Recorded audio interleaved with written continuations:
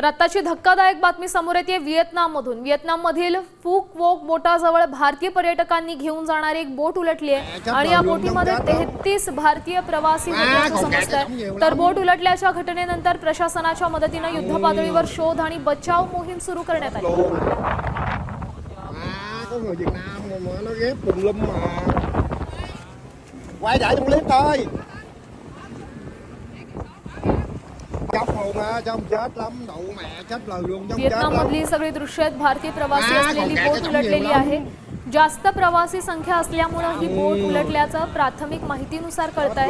बोटीमध्ये जवळपास 33 भारतीय प्रवासी प्रवास करत होते आणि सध्या तिथं घटनास्थळी बचाव कार्य सुरू आहे। बचाव पथक पोहोचलेलं आहे आणि तिथून रेस्क्यू करण्याचं काम सध्या सुरू आहे।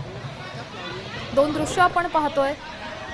बोट उलटली त्यावेळेस जो गोंधळ झाला त्या क्षणाची दृश्य आहेत आणि दुसरी दृश्य आहेत बचाव पथकाकडून जे कार्य करण्यात येत आहे त्या संदर्भात। व्हिएतनाममधली सगळी दृश्य आहेत।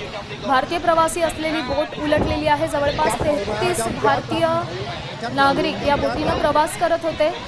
मिळालेल्या प्राथमिक माहितीनुसार बोट उलटण्याचं कारण असं समजतंय की मर्यादेपेक्षा जास्त प्रवासी संख्या या बोटीत होती, त्यामुळेच ही बोट उलटल्याचं बोललं जात आहे।